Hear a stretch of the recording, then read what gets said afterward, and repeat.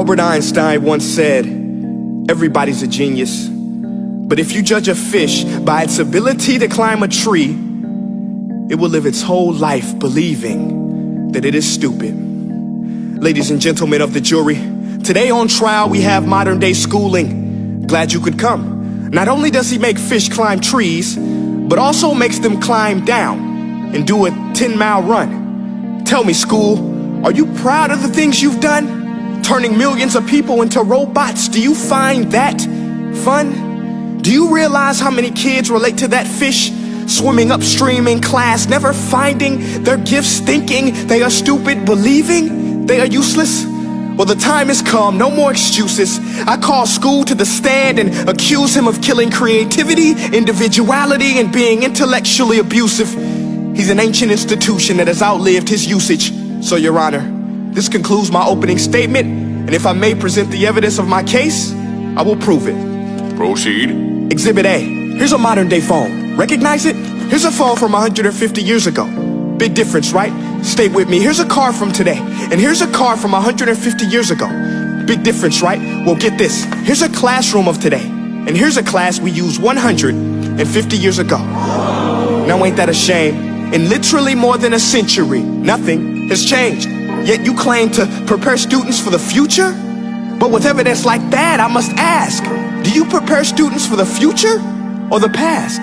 I did a background check on you and let the record show that you were made to train people to work in factories, which explains why you put students in straight rows, nice and neat, tell them sit still, raise your hand if you want to speak, give them a short break to eat, and for 8 hours a day, tell them what to think. Oh, and make them compete to get an A letter which determines product quality, hence grade A of meat. I get it. Back then, times were different. We all have a past. I myself am no Gandhi. But today, we don't need to make robot zombies. The world has progressed. And now we need people who think creatively, innovatively, critically, independently, with the ability to connect. See, every scientist will tell you that no two brains are the same. And every parent with 2 or more children will confirm that claim.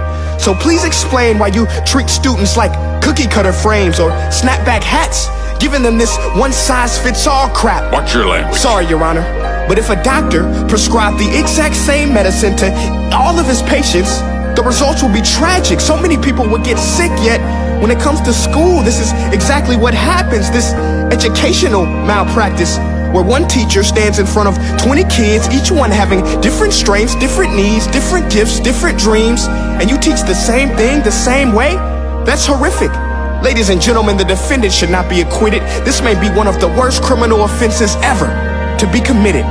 And let's mention the way you treat your employees. Objection. Overruled. I want to hear this. It's a shame. I mean, teachers have the most important job on the planet, yet they're underpaid?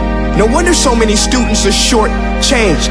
Let's be honest, teachers should earn just as much as doctors, because a doctor can do heart surgery and save the life of a kid, but a great teacher can reach the heart of that kid and allow him to truly live. See, teachers are heroes that often get blamed, but they're not the problem. They work in a system without many options or rights. Curriculums are created by policymakers, most of which have never taught a day in their life. Just obsessed with standardized tests. They think bubbling in a multiple choice question will determine success. That's outlandish. In fact, these tests are too crude to be used and should be abandoned, but don't take my word for it.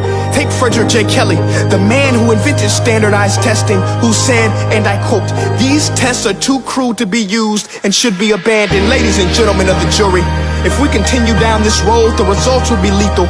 I don't have much faith in school, but I do have faith in people.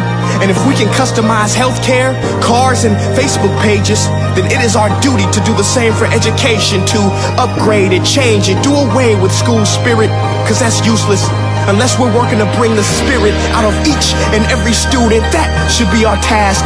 No more Common Core. Instead, let's reach the core of every heart in every class. Sure, math is important, but no more than art or dance. Let's give every gift an equal chance. I know this sounds like a dream, but countries like Finland are doing impressive things.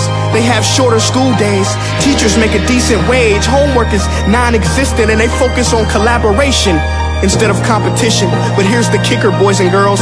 Their educational system outperforms every other country in the world. Other places like Singapore are succeeding rapidly. Schools like Montessori, programs like Khan Academy, there is no single solution. But let's get moving, because while students may be 20% of our population, they are 100% of our future. So let's attend to their dreams, and there's no telling what we can achieve. This is a world in which I believe, a world where fish are no longer forced to climb trees. I rest my case.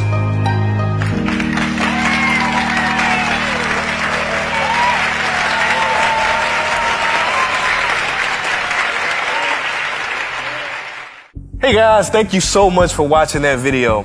Now, if you haven't joined the family yet, this is what I want you to do. I want you to click like on this page and click see first so that you never miss a beat. Now, for more insider information, offers, and just special challenges, go to my website at princeea.com and sign up for my personal email list. And the last thing I want you to do, you listening? Make each breath count. Peace.